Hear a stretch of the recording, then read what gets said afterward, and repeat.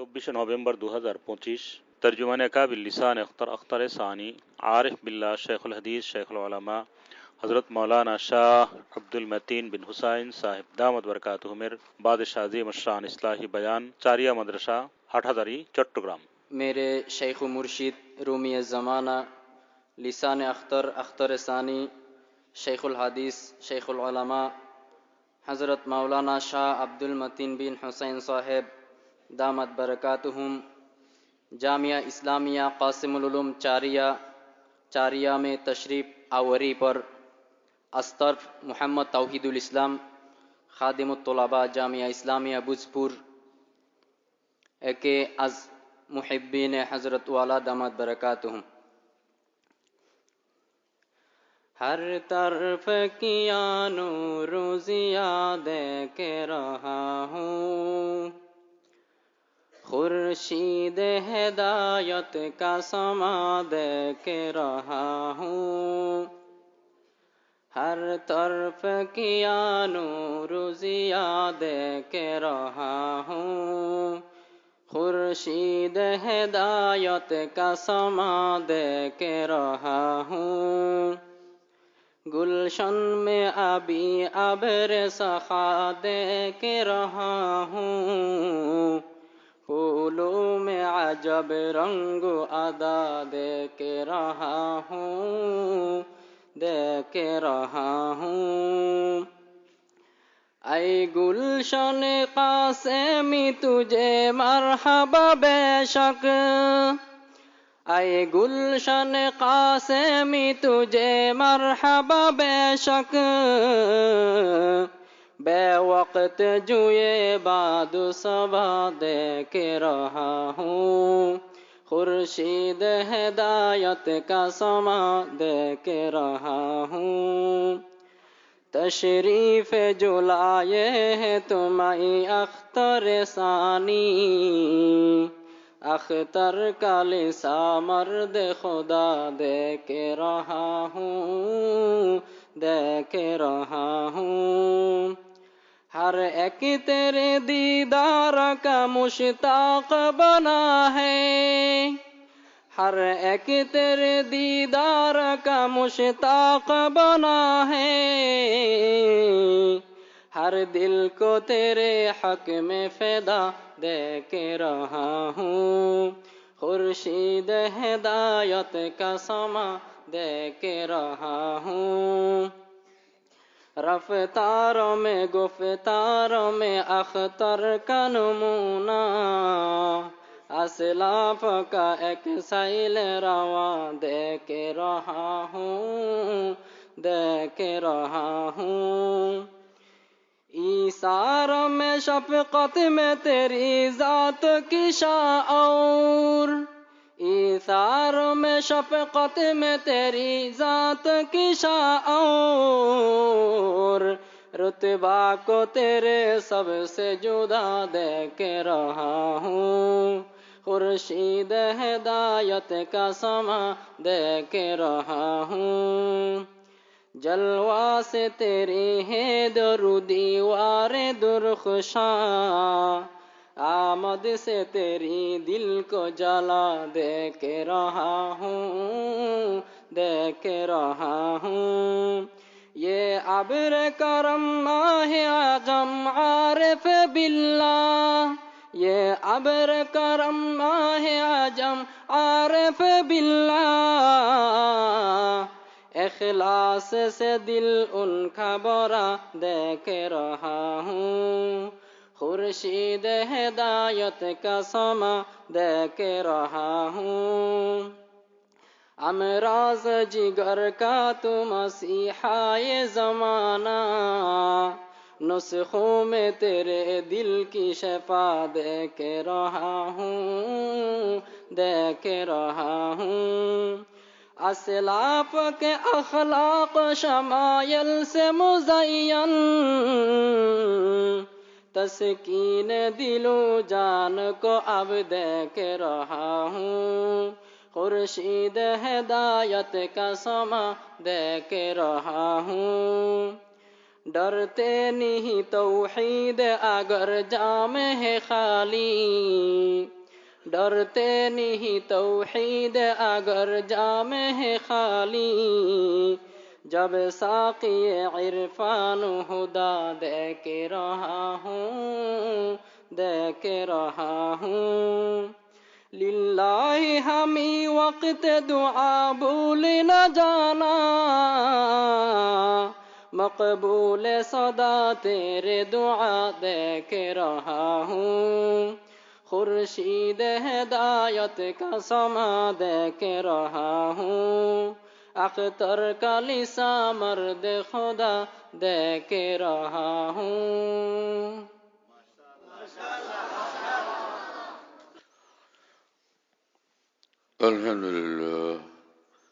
الحمد لله نحمده ونستعينه ونستغفره ونؤمن به ونتوكل عليه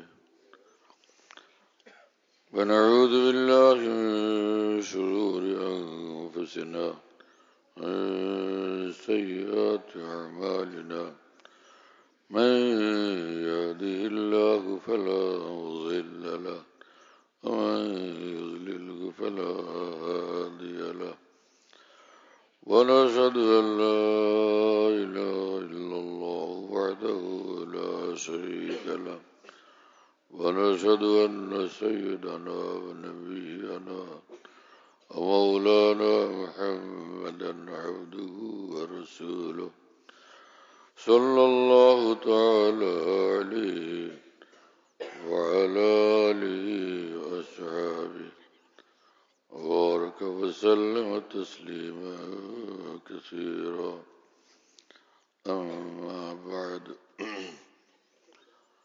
فأعوذ بالله من الشيطان الرجيم بسم الله الرحمن الرحيم إن الأبرار لفي نعيم وإن الفجار لفي جحيم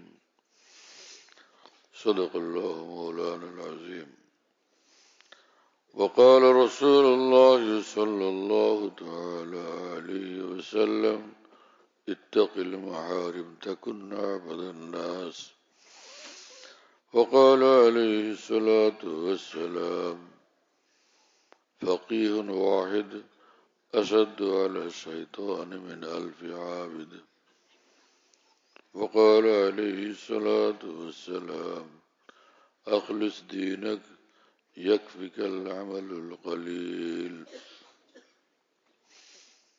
আল্লাহ পাক জাল্লা জালালুহু ওয়া মানওয়ালুহু আমাদের সকলকে মাফ করেন, সকল মুসলমানকে মাফ করে দেন, জীবিত মৃত সকল মুসলমানকে মাফ করেন, জান্নাতুল ফিরদাউস আল্লাহ তাআলা আমাদের জন্য মঞ্জুর করেন, জাহান্নাম থেকে বাঁচান, আল্লাহর মহব্বত মারিফত দান করেন, আউলিয়া সিদ্দিকিন কামিলিনের মধ্যে রব্বুল আলামিন আমাদের সকলকে, আমাদের পরিবার পরিজনকে, সন্তানাদিকে, আত্মীয় স্বজন এবং বন্ধু বান্ধব সকলকে রব্বুল আলামিন কবুল করেন, আফিয়তুদ দারাইন ফালাহে দারাইন মঞ্জুর করেন। ভাই, কোরআনে কারীমের এক আয়াত শরীফ পড়লাম। আল্লাহ পাক জাল্লা জালালুহু ওয়া মানওয়ালুহু বলেন, ইন্নাল আবরারা লাফি নাঈম। যারা ভালো বান্দা জান্নাতের সীমাহীন নেয়ামতের মধ্যে অনন্তকাল থাকবে। তারা ভালো বান্দা হইলে, আবরার যে ভালো বান্দা, ভালো বান্দাকে সেটা হলো বিষয়। পাগড়িওয়ালা, টুপিওয়ালা, জুব্বাওয়ালা, মেসওয়াকওয়ালা, হাতরওয়ালা, সুরমাওয়ালা, কে ভালো বান্দা? হ্যাঁ, হযরত হাসান বসরি রহমাতুল্লাহ আলাইহি আল আবরারের ব্যাখ্যায় বলেন, ভালো বান্দা কারা সেটা বলেন, আল্লাযীনা লা ইউযুনা যাররা ওয়া লা ইয়ারদাউনা শাররা।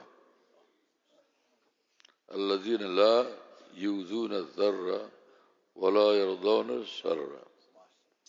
আশ্চর্য এই সকল মানুষ, এক কথায় কত হাজারো কথা বলে দিয়েছেন। ভালো বান্দা ওই সকল বান্দা যারা পিঁপড়াকেও কষ্ট দেয় না, হ্যাঁ, এবং কোনো অন্যায় কাজে রাজি হয় না, কোনো গুনাহের কাজে রাজি হয় না। ওয়ালা ইয়ারজাউনা সাররা, এরা ভালো বান্দা। এদের নাম আবরার, হ্যাঁ, এদের নাম মুত্তাকিন, এদের নাম আউলিয়া, এদের নাম সালেহীন। হ্যাঁ, এরাই এই মাকামের উপরে কায়েম থাকে, চলতে থাকে, এবং এই মাকামের আমল এবং আখলাক তাদের মধ্যে জারি থাকে দিনরাত জীবনভর। যত কঠিন মুজাহাদা সেই পথে দরকার করতে থাকে আল্লাহর সন্তুষ্টির জন্য। এরাই হয়ে যায় সব সিদ্দিকিন। কারণ মুশাহাদা বকদরে মুজাহাদা, যে যে পরিমাণ আল্লাহকে রাজি খুশি করার পথে ত্যাগ স্বীকার করবে, কষ্ট স্বীকার করবে, তত বেশি তার মর্তবা বুলন্দ হবে। হ্যাঁ, তত বেশি তার মর্তবা বুলন্দ হবে। একজনে আসলো, নামাজ পড়লো, উজু করলো, নামাজ পড়লো, ঝটপট ঝটপট ঝটপট। এই মানে নামাজ, মুফতি সাহেবের জিজ্ঞেস করলে যে মুফতি সাহেব ওনার নামাজ কেমন, ঠিক আছে, দৌড়ান লাগবে না, ঠিক আছে। হ্যাঁ, এই হলো এক নামাজ। আরেক নামাজ হাফিজ হুজুরের নামাজ। নামাজে দাঁড়াইছেন, দুনিয়া থেকে আলাদা হয়ে গেছেন এবং আল্লাহ পাকের মহব্বতের মধ্যে ডুবে গেছেন, আর আল্লাহ পাকের নূরের মধ্যে ডুবে গেছেন, আল্লাহ পাকের কোরবের মধ্যে ডুবে গেছেন, আল্লাহ পাকের নৈকট্যের জাহানে ডুবে গেছেন। হ্যাঁ, তো এরকম সাধারণ মানুষের নামাজ আর এই আউলিয়াদের নামাজ কি বরাবর? সাধারণ মানুষের সিজদা আউলিয়া কামলিনের সিজদা কি বরাবর? হ্যাঁ, সাধারণ মানুষের জিকির, দোয়া, তেলাওয়াত, চোখের পানি, আর আউলিয়া গ্রামের দোয়া, মোনাজাত, তেলাওয়াত, চোখের পানি বরাবর? শাহ আব্দুল গনি ফুলপুর রহমতুল্লাহ আলী, যিনি হাকিমুল উম্মত মৌলানা আশরাফ আলী থানভী রহমতুল্লাহর খলিফা ছিলেন, বড় ধরনের আলেম দ্বীনও ছিলেন, বহুত বড় ওলিয়ে কামিল ছিলেন। হাকিমুল উম্মত থানভী যার সম্পর্কে বলতেন, ये शख्स अपने जमाने का सिद्दीक है, এই মানুষটা নিজের জমানার সিদ্দিক। এত বড় মানুষ।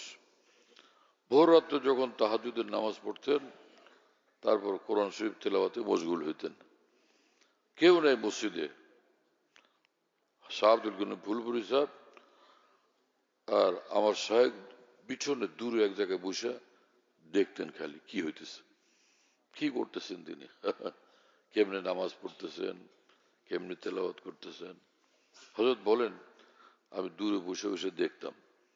এর কাছে থাকলে ওই হযরতের ইবাদতের মশগুলিয়তের মধ্যে এক ধরনের রোকাওয়াট, বাধা, হ্যাঁ, এক ধরনের যেন বাধা, প্রতিবন্ধকতা। বা আমি আল্লাহর সঙ্গে একান্তে মশগুল, তুমি এসে এখানে প্রতিবন্ধক হও কেন? তো তিনি দূর থেকে দেখতেন সব। আমার শায়েখ বলেন যে তিনি যখন কোরআনে কারীম তেলাওয়াত করতেন, শাহ আব্দুল গনি ফুলপুর রহমাতুল্লাহ, তেলাওয়াতের মাঝখানে মাঝখানে হঠাৎ আল্লাহ বলে জোরে চিৎকার দিয়ে উঠতেন। তো হযরতজি বলেন যে আমার এরকম লাগতো যে তিনি আল্লাহকে পেয়ে গেছেন, যেন আল্লাহকে দেখে ফেলছেন। আল্লাহ তাআলার এত খাস নূর ওই সময় কলবে নাজিল হতো, খাস তাজাল্লির মুশাহাদা করতেন। হ্যাঁ, কোরআনে কারীম, সুবহানাল্লাহ। আমার শায়েখ রহমতুল্লাহ আলাইহি বলেন, আউলিয়া কামিলিনের শেষ জীবনে থাকে, শেষ জীবনে কি থাকে? এই তেলাওয়াতে কোরআন, জিকরুল্লাহ, তেলাওয়াতে কোরআন, নামাজ, জিকরুল্লাহ। শেষ জীবনে ওই কোরআনে পাক তেলাওয়াত করতে থাকেন। একটু দেখলেন, এক নজর হারায় গেলেন নূরের অসীম জানে, আউলিয়া কামিলিনের যে শান। হ্যাঁ, ছোট শিশু, বয়স হলো 4 বছর, 3 বছর, 4 বছর। হ্যাঁ, সুন্দরী সুন্দরী মেয়ে লোক ঘরের মধ্যে 40-50 জন। এই সুন্দর এই যে 3 বছর 4 বছরের ছেলেরা তামাম ঘরে দৌড়াইতেছে আর খেলতেছে। কোন মেয়ে লোকের দিকে তাকায় দেখে? ওরা এগুলি বুঝে না। এই জগৎ থেকে বেখবর। কি কথা বুঝেন নাই? এই জগৎ থেকে বেখবর। ওরা খেলে দুলে, এই ওরা বেখবর। সাধারণ মুসলমান নামাজটুকু পড়ে, কিন্তু নামাজের গভীর হাকিকত থেকে বেখবর, সেজদার গভীর হাকিকত থেকে বেখবর। হ্যাঁ, এবং কোরআনে পাক তেলাওয়াত করে সাধারণ মুসলমান, কোরআনের পাকের মধ্যে যে গভীর নূরের জাহান মজুদ, সেটার থেকে বেখবর। কিছুই জানে না, কিছুই বুঝে না, কিছুই দেখে না। আর আউলিয়া কামিলিন যখন কোরআনে কারীম তেলাওয়াত করতে শুরু করেন, সীমাহীন নূরের মধ্যে ডুবে যান। আল্লাহ পাকের সীমাহীন নূরের ভিতরে ডুবে যান। কোরআনের এক এক হরফ নূরের এক এক দরিয়া। হ্যাঁ, কোরআনের এক এক লফজ, এক এক শব্দ, এক এক আয়াত নূরের এক এক সমুদ্র। খোদ কোরআনে কারীম রব্বুল আলামিন বলছেন, قد جاءكم من الله نور وكتاب مبين। এই তোমাদের নিকট আসছে আজিমুশ-শান নূর, বিরাট আজিমুশ-শান নূর, মহিয়ান নূর আসছে। ওয়া কিতাব মুবিন, এবং সুস্পষ্ট ভাবে আল্লাহর কথা বলার এক কিতাব।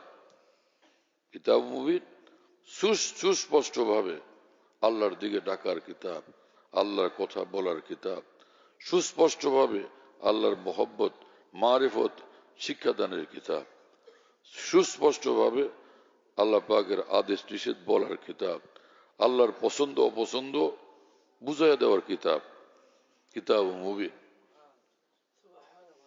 কথা বুঝতেছেন প্রিয় বন্ধুরা? যেখানে আল্লাহ পাক বলছেন কোরআনে কারীমকে, কদ জাআকুম মিনাল্লাহি নূর, তোমাদের কাছে আসছে আজিমুশ-শান নূরুন আজিম, আত-তানবীন লিত-তাযীম। এখানে আজিমুশ-শান নূর আসছে তোমাদের নিকট। তো বোঝা গেল কোরআন পুরাটা নূর। কোরআন পুরাটা 30 পারা কোরআন নূর, এক একটা সূরা নূর, এক একটা আয়াত নূর, এক একটা কালেমা, এক একটা শব্দ নূর, এক একটা হরফ নূর। নূর আর নূর, নূর আর নূর। এক বুজুর্গ ছিলেন শেখ আব্দুল আজিজ দাব্বাগ রহমতুল্লাহ আলাইহি, উম্মি বুজুর্গ, লেখাপড়া জানতেন না, লেখাপড়া করেননি, কিন্তু শরীয়তের হুকুম আহকাম যা জানতেন সেই মোতাবেক চলতেন, সেটাকে মানতেন, সেই মোতাবেক জিন্দেগি বানাইছেন, ওলি আল্লাহ হয়ে গেছেন। ওলি বুখারী শরীফ 1000 বছর পড়াইলে হয় না। ফতোয়া স্বামী, হ্যাঁ, ফতোয়া স্বামী 30,000 বছর পড়াইলে ওলি হয় না। ওলি হয় ইমানের সঙ্গে আল্লাহকে মাননেওয়ালা জিন্দেগি বানাইলে। আল্লাহকে অমান্য করার জিন্দেগি পরিত্যাগ করে দিলে, আল্লাহকে মাননেওয়ালা জিন্দেগি বানাইলে, আর আল্লাহকে অমান্য করার, আল্লাহর হুকুম অমান্য করার জিন্দেগি পরিহার করে দিলে সে ওলি হয়। তাই সে সাধারণ মুসলমান হোক। শেখ আব্দুল আজিজ দাব্বাগ রহমতুল্লাহ আলাইহি সূরা কারাত সহিহ শুদ্ধ পড়তে পারতেন, নামাজ জানেন, রোজা জানেন, হালাল জানেন, হারাম জানেন, সেই মোতাবেক চলেন। কি কথা বুঝেন নাই?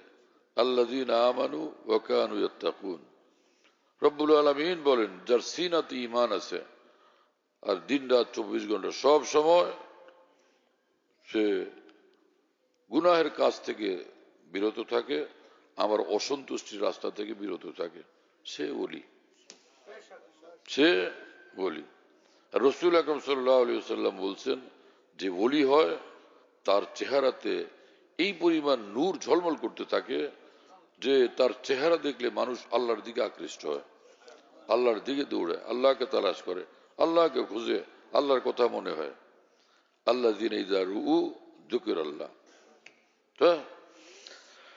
যে যা রাজুলুন ফাকালা, একটা মানুষ আসলো এবং বলল যে ইয়া রাসূলুল্লাহ মান আউলিয়াউল্লাহ, হে আল্লাহ রসুল, ওলি কাদেরকে বলে, ওলি কারা? ক্বালা আল্লাযীনা ইযা রুউ যুকিরাল্লাহ। রাসূলুল্লাহ সাল্লাল্লাহু আলাইহি ওয়াসাল্লাম বললেন, যাদেরকে দেখলে আল্লাহর কথা মনে হয়, যাদের মোলাকাত আল্লাহর দিকে টানে, যাদের সাক্ষাৎ বান্দাকে আল্লাহর দিকে টানে, আল্লাহর দিকে নিয়ে যায়। হ্যাঁ, আমাদের তামাম আকাবের দিনের শান এরকম ছিল। হযরত জি মাওলানা এনামুল হাসান রহমতুল্লাহ আলাইহি কে দেখছিলাম, বারবার দেখার তৌফিক হয়েছে। ঢাকাতে হযরত তশরিফ আনতেন। হযরত জি মাওলানা এনামুল হাসান রহমতুল্লাহ আলাইহি বিশ্ব আমির ছিলেন। শেখুল হাদিস মাওলানা জাকির রহমানুল্লাহর ছাত্র ছিলেন তিনি, মাওলানা জাকির হাসান রহমানুল্লাহর শাগরেদ, এবং মুহসিন মাওলানা শাহ আবরার হোসেন রহমানুল্লাহর সাথী। দুজন এক জমাতে পড়ছেন। দুজনই ভীষণ সুন্দর, আর দুজনই বহুত বড় ওলি আল্লাহ। দুইজনই বহুত বড় ওলি আল্লাহ। কি মানুষ এ সকল মানুষ! এই উনাদের দেখলে মনে হইতো ছোট্ট শিশুরও যেরকম সুন্দর লাগে, ওনাদেরকে আরো সুন্দর লাগতো, আরো বেশি সুন্দর লাগতো। কথা বুঝতেছেন প্রিয় বন্ধুরা? হযরত জি মাওলানা এনামুল হাসান রহমানুল্লাহকে দেখছে, হযরতের সঙ্গে আসরের পর থেকে নিয়ে মাগরিব পর্যন্ত বসে থাকছে। কাকরাইলের এই পাশে যে তখন খোলা জায়গা ছিল, ওখানে প্যান্ডেল বানাইছে, শামিয়ানা লটকাইছে, ওটার নিচে হযরত বসা ছিলেন আসরের পরে। এমনি হালকা ভাবে বালিশে হেলান দিয়ে বসেছিলেন। বিশাল মাজমা, সবাই দেখতেছে। হযরত একটা শব্দও বলেন নাই, কোনো কথা বলেননি, কোনো নসিহত করেননি, খালি এমনি কায়তুয়ে শুয়ে থাকছেন। পুরা মাজমা সুকুনের সাথে, ইতমিনানের সাথে, গভীর মনোযোগের সাথে, হ্যাঁ, সর্বোচ্চ মহব্বত এবং আকর্ষণের সাথে হযরতকে দেখতেছিল। পুরা মাজমা হযরতের দিকে তাকায় থাকছে, হযরত থেকে নূর হাসিল করতেছিল। অন্তর নূর ভরা, চেহারা নূর ভরা। কথা বুঝতেছেন প্রিয় বন্ধুরা? হাকিম মাওলানা আশরাফ আলী থানভী রহমাতুল্লাহর বিখ্যাত খলিফা, বড় আলেমে দ্বীন মাওলানা শাহ ওসিউল্লাহ রহমতুল্লাহ আলী হযরত থানভীর ইন্তেকালের পর এলাহাবাদ থেকে একবার গেছিলেন আলিগড়। ওনার সংবাদ শুনে অসংখ্য মানুষ, মুসলমান, উলামা, সুলাহা ওখানে একত্রিত হয়েছে। হযরত কিছু বলবেন, নসিহত করবেন। আসরের পরে উনি বসছেন স্টেজে, মাগরিব পর্যন্ত চুপচাপ ছিলেন, কোনো এক কথা বলেননি। মাগরিবের আগে তিনি বললেন, आज हमारी खामोशी से जिन हजरात को कोई फायदा नहीं हुआ वो आइंदा हमारी मजलिस में ना आए। हमारी নীরব থাকা, চুপচাপ থাকার দ্বারা আজকে যাদের ফায়দা হয় নাই, কালকের থেকে তারা আমার মজলিসে আসবেন না। কি মানুষ! जो चुप बैठो तो एक कुए गरा मालूम होता हो और जो लब खोलो तो एक दरिया रवा मालूम होता हो। হাকিমুল উম্মত থানভীর খলিফা খাজা আজুল হাসান মুরসিদ রহমতুল্লাহ আলাইহি বলেন, এক এক ওলির রূহ ঘোষণা করতে থাকে যে আমি চুপ থাকি তো নিঃসন্দেহে আল্লাহ পাক আমাকে বানাইছেন বিশাল এক নূরের পাহাড়। जो चुप बैठो तो एक कुए गरा मालूम होता हो और जो लब खोलो তো দরিয়া রওয়া মালুম হতো। যখন জবান খুলি কথা বলার জন্য, আমার জবানের প্রতিটি শব্দের সঙ্গে এক নূরের দরিয়া প্রবাহিত হইতে থাকে, নূরের দরিয়া মানুষের হৃদয়ে পৌঁছতে থাকে। আর জুলাব হলো তো এক দরিয়ায় রওয়া মালুম হতাম। কথা বুঝতেছেন প্রিয় বন্ধুরা? কি মানুষ এই সকল মানুষ! তাদের সোহবতে গেলে যে ওয়াজ, বয়ান, বক্তৃতা, তাকরীর লাগে না। উম্মতের বিশাল অংশ এই ব্যাপারে বেখবর। যারা দ্বীনের কাজ করেন, খেদমত মেহনত করেন, তাদের বিশাল অংশ এই ব্যাপারে বেখবর, বেফিকির, বেখবর, বেফিকির, বেখবর। এই সাবজেক্ট জানেন না, বুঝেন না। এটা জীবনের চরম ঘাটতি। অপূরণীয় ক্ষতি এটা, যে আউলিয়াদের জানেন না, আউলিয়াদের সঙ্গে বসেন না, আউলিয়াদের কদর করেন না, আপনি দিন শিখলেন কি? কোরআনে কারীমে তো আল্লাহ পাক বলছেন ইত্তাকুল্লাহ ওয়া কুনু মা'আস সাদিকিন, তোমরা আল্লাহকে ভয় করার জিন্দেগি বানাও, আল্লাহ ওয়ালা হও। এর অর্থ হলো তোমরা আল্লাহ ওয়ালা হও, ওয়া কুনু মা'আস সাদিকিন, এবং সেজন্য যারা সাদিকিন সচ্চা বান্দা আমার তাদের সঙ্গে থাকো। কুনু মা'আস সাদিকিন, তাদের সঙ্গে থাকো, তাদের রাস্তা ধরো। তার মানে তাদের সঙ্গে উঠো বসো, তাদের থেকে দিনের কথা নাও, তাদের কাছ থেকে দিন শিখো। তারা যে হক রাস্তায় চলেন সেই রাস্তার উপর তুমি চলো, তাদের মতো আখলাক বানাও, তাদের মতো আল্লাহর মহব্বত শিখো, তাদের মতো শরীয়তের ইত্তেবা শিখো, তাদের মতো আল্লাহ রসুলের এতাআত শিখো, আনুগত্য শিখো, ফরমাবরদারি শিখো। হ্যাঁ, তাদের মতো পাক সাফ জিন্দেগি বানাও, তাদের মতো সুন্দর উন্নত আখলাক চরিত্র বানাও, তাদের মতো জিকরুল্লাহ বলা হো, হ্যাঁ, তাদের মতো তাকওয়া বলা হো। সেই জিনিস কোথায় গেল? আল্লাহ পাক বলেন কুনু মা'আস সাদিকিন, এরা সব গিয়া কুনু মা'আল জাহিলিন করতেছে। হবে এতে? আল্লাহ পাক বলছে সাদিকিনের সঙ্গে থাকো, সাদিকিন, যে তুমি সাচ্চা বন্দাদের সঙ্গে। সে বেচারা এমন লোকদের সঙ্গে থাকছে কিছুই জানে না দিনের কথা, দিনের এলেম নাই, দিন বুঝে না, দিনের এলেমও নাই, দিনের কোনো বুঝও নাই। ভাই তুই খাড়া, দিনের কথা সে কি বলবে? সে তো দিন জানে না, দিন বুঝে না। দিনের কথা সে লোক বলতে হবে যে দিন জানে এবং বুঝে, এলেম তার পাকা, দিনের বুঝ তার পাকা, অ্যাক্সিডেন্ট করবে না। যে কথা দিনের কথা বলে অ্যাক্সিডেন্ট করবে না, যে অ্যাক্সিডেন্ট করবে সে কথা বলবে না, তার কথা বলার কোনো অনুমতি নেই, কারণ নিজে ক্ষতিগ্রস্ত হবে, সকলকে ক্ষতিগ্রস্ত করবে। একজন মূর্খ মানুষ, দিন সম্পর্কে অজ্ঞ মানুষ, সে যখন দিনের কথা বলবে, তো মাজমার মধ্যে সে যদি 1, 2, 3, 10টা ভুল করে, কে এখানে প্রতিবাদ করবে? কারণ এটা করতে গেলে তো মসজিদে মসজিদে বিশৃঙ্খলা হবে, মাহফিলে মাহফিলে বিশৃঙ্খলা হবে, হবে কিনা? কি কথা বুঝতেছেন?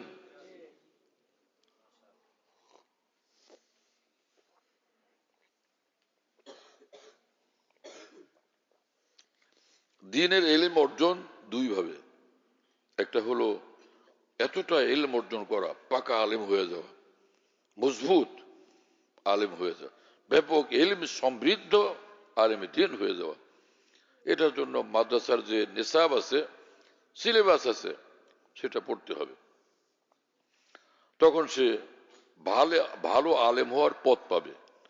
এতটা মেধা, এতটা বুঝ, এতটা যোগ্যতা পেতে হবে, যেটাকে ইস্তেমাল করলে সে বড় আলেমে দ্বীনের জিন্দেগি বানাইতে পারবে। খালি তারা পর্যন্ত পড়ে ফেলা এটা কোনো বড় আলেম হওয়ার দলিল আদৌ না। আমাদের ওলামায়ে দ্বীন, আমাদের আকাবের দেওয়ান বলছেন এই কথা, দাওরা হাদিস পর্যন্ত পাকাপাকি মজবুত ভাবে সফলভাবে যে ব্যক্তি পড়লো, এখন ইলমের রাস্তা তার জন্য খুলে গেল। এখন তুমি উমদাতুল কারি দেখো, বুখারী সরা উমদাতুল কারি দেখো, ফাতুল বারি দেখো, কি কথা বুঝুন না? এখন তুমি মেরকাতুল মাফাতি দেখো, এখন তুমি তাফসির ইবনে কাসির দেখো, তাফসিরে মাজহারি দেখো, তাফসির দুররে মনসুর দেখো, কথা বুঝুন না? এখন তুমি তাফসিরের বড় বড় কিতাব দেখো, এখন সেটা আল্লাহ পাকের রহমতে তুমি মোতালা করলে বুঝতে পারবা, না বুঝলে বড় ওলামাদের সহযোগিতা নিবা। কি কথা বুঝতেছেন? তো এইভাবে এক হলো বড় আলেমে দ্বীন হওয়া, ইলমে দ্বীন শিখে আরেকজনকে পড়াইতে পারে, সে মুআল্লিম হয়েছে, এইরকম। এই হলো দ্বীন জানার এক তরিকা। কিন্তু সাহাবাদের জমানাতে সব সাহাবী আলেম ছিলেন না। যে বড় আলেম জানতেন শরীয়তের কথা, শরীয়তের হুকুম আকাম, সেই মোতাবেক চলতেন, মানতেন, আল্লাহ পর্যন্ত পৌঁছে গেছেন। নামাজ জানতেন, নামাজের হুকুম আকাম জানতেন, বিধানাবলী জানতেন, নামাজের ফরজ ওয়াজিব জানতেন, নামাজের সুন্নত মুস্তাহাব জানতেন, সে মোতাবেক আমল করতেন। কিন্তু বড় আলেম সকলে ছিলেন না। হাকিম উম্মত থানভী রহমতুল্লাহ আলাইহি বলেন, সাহাবা সব আলেম না থে, সোহবত সে পায়া जो कुछ भी पाया। সব সাহাবী আলেম ছিলেন না, রাসূলুল্লাহ সাল্লাল্লাহু আলাইহি ওয়াসাল্লামের সোহবত থেকে যে দ্বীনের জরুরি সব বিষয় তারা পেয়ে গেছেন। সোহবত সে পায়া जो कुछ भी পায়া। কি কথা বুঝতেছেন প্রিয় বন্ধুরা? আর এই উম্মতের কোন জমানা এরকম ছিল না উম্মতের 100 জনের মধ্যে 90 জন আলেম ছিল। এরকম এই উম্মতের কোন জমানা এরকম ছিল না যে 100 জনের ভিতরে 98 জন আলেম, 95 জন আলেম, 90 জন আলেম, 80 জন আলেম বা 60 জন আলেম অথবা 50 জন আলেম অথবা 100-র মধ্যে অন্তত 20-25 জন আলেম কখনো ছিল না। এই উম্মতের মধ্যে কখনো এরকম হয়নি। কি অর্থ? যে পাকা মজবুত বড় আলেম হওয়া ফরজ আইন না, সকলের উপর এটা ফরজ না, কিন্তু যতটুকু ফরজ ওয়াজিব ততটুকু ইলম অর্জন করা ফরজ। পরিষ্কার কথা, যেই ফরজ গুলো আছে ওয়াজিব গুলো আছে সেটার ইলম অর্জন ফরজ।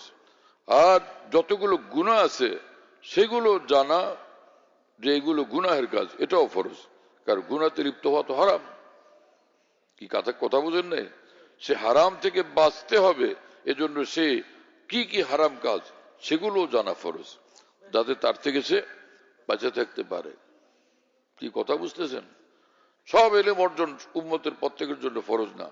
তলাবুল ইলমে ফারিজা আলা কুল্লি মুসলিম। রাসূলুল্লাহ সাল্লাল্লাহু আলাইহি ওয়াসাল্লাম বলছেন প্রত্যেক মুসলমানের উপর ফরজ ইলমে দ্বীন অর্জন। কি অর্থ?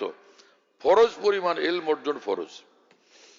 আর সুন্নতের ওয়াজিবের ইলম অর্জন ওয়াজিব, সুন্নতে মুআক্কাদার ইলম অর্জন করা সুন্নতে মুআক্কাদা, মুস্তাহাবের ইলম অর্জন করা মুস্তাহাব। কিন্তু কোরআন কারীমের 30 পারার তাফসীর জানা এটা ফরজ, সকলের উপর ফরজ, ফরজে আইন না। হ্যাঁ, বুখারী শরীফ পড়া ফরজে আইন না, মিশকাত শরীফ পড়া ফরজে আইন না, তাফসীরে জালালাইন পড়া ফরজে আইন না। কি কথা বুঝে আসছে? তো দুই রকম হলো, এক বিষয় হলো দ্বীনের জরুরি হুকুম আহকাম জানা এবং সেটা মানা, জানা এবং মানা। জানলো মানলো কামিয়াব হয়ে গেল, জান্নাতুল ফেরদৌসে চলে গেল। সে জানলো, ফরজটা জানলো, ফরজগুলো ওয়াজিবগুলো জানলো আর সেটাকে মানলো, সেই মোতাবেক জিন্দেগি বানাইলো, আল্লাহর কসম সে জান্নাতুল ফেরদৌসে চলে যাবে, কোনো সন্দেহ নেই। ইন্নাল্লাযীনা আমানু ওয়া আমিলুস সালিহাত কানাত লাহুম জান্নাতুল ফিরদাউসি নুজুলা। আল্লাহ পাক বলছেন যারা ঈমানওয়ালা আর নেক আমলওয়ালা তারা সব জান্নাতুল ফিরদাউসে যাবে। খালিদিনা ফিহা, অনন্তকাল সে জান্নাতুল ফিরদাউসে তারা থাকবে। এই যে আমিলুস সালিহাত, যারা নেক আমল করে, নেক আমল কি জিনিস? এইখানে নেক আমল হলো যে ফরজ ওয়াজিব। এখানে নেক আমল বলতে ফরজ ওয়াজিব। কি ফরজ ওয়াজিব? যে নামাজ যেটা ফরজ ওয়াজিব। কি কথা বুঝেন নাই? কোরবানি করা ওয়াজিব, ঈদের নামাজ ওয়াজিব। হ্যাঁ, এইভাবে গুনাহ থেকে বাঁচা এটা ফরজ, কোন গুনাহ থেকে বাঁচা ফরজ, কোন গুনাহ থেকে বাঁচা ওয়াজিব। এই ফরজ এবং ওয়াজিব গুলো সে আমল করে। আমিলুস সালিহাত, আখলাক চরিত্র, সেটার ভিতরে ফরজ ওয়াজিব আছে। গালি দেওয়া হারাম, তো গালি থেকে বাঁচা ফরজ। মিথ্যা কথা বলা হারাম, সত্য কথা বলা ফরজ। কি কথা বুঝেন নাই? এই ফরজ ওয়াজিব। তো ইবাদাতে ফরজ ওয়াজিব, মুআমালাতে ফরজ ওয়াজিব। হ্যাঁ, মুআমালাতে ফরজ ওয়াজিব, মুআশারাতের মধ্যে ফরজ ওয়াজিব, আখলাকের মধ্যে ফরজ ওয়াজিব, লেনদেন এটার মধ্যে ফরজ ওয়াজিব আছে। ভেজাল দিয়ে দিল বিক্রির সময়, হারাম কাজ করলো, ভেজাল থেকে বাঁচা ফরজ। মাপে কম দিল হারাম, ঠিক মতো মাপ দেওয়া এটা ফরজ। তাহলে লেনদেনের মধ্যে ফরজ ওয়াজিব আছে। হ্যাঁ, ভাই বোনের মধ্যে জায়গা, ওয়ারিশ হিসাবে জায়গা পাইছে, জায়গা বুঝাইয়া দিল, বোনের ঠগাইয়া দিল, ছোট ভাইরে ঠগাইয়া দিল, অথবা বড় ভাইরে ঠগাইয়া দিল, জোর যার মুল্লুক তার। ভাই এটা খুলে দে, এই মশা আসবে নাকি? আরে এটা খুললে মশা আসবে, খুলে দাও। এই ফ্যান চালাই দেন, পানি দেন। আমার কথা বুঝতেছো ভাই? মাজমা হয়েছে ওলামা তোলাবাদের, এত জোরে খটখট করে এটা বন্ধ করে। মিম্বরের মধ্যে একটা ফ্যান রাখছো, যার আওয়াজে ইমামের মাথা গরম হবে, কত হলো ভাই? এটা বদলাও ভাই। হ্যাঁ, আরে এটা এত খড়খড় করে তো ইমাম কেরাত পড়বে না, খড়খড় শুনবে। সব কাজ সমঝদারির সাথে করা চাই, এটা ঠিক না। এটা পাল্টাও ভাই।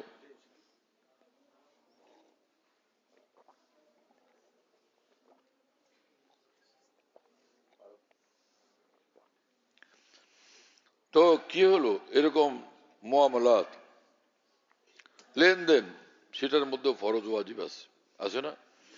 ফরজ ওয়াজিব আছে। তো বোনের ঠগাইয়া দিল, কোনো ভাইকে ঠগাইয়া দিল, কোনো ওয়ারিসকে ঠগাইয়া দিল, হারাম এটা, সেটার থেকে বাঁচা ফরজ।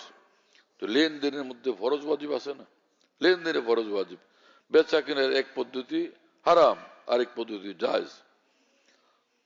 যে আপনি আপনি আমার গাই গরুটা পালবেন, গাই গরুটা পালবেন, বাচ্চা যদি হয়, হ্যাঁ, তাহলে এটা বাজারে নিয়ে বিক্রি করে এই অর্ধেক আপনার অর্ধেক আমার। কি কথা বুঝেন নাই? এই তরিকা জায়েজ? এইরকম এইরকম লেনদেন করা জায়েজ আছে?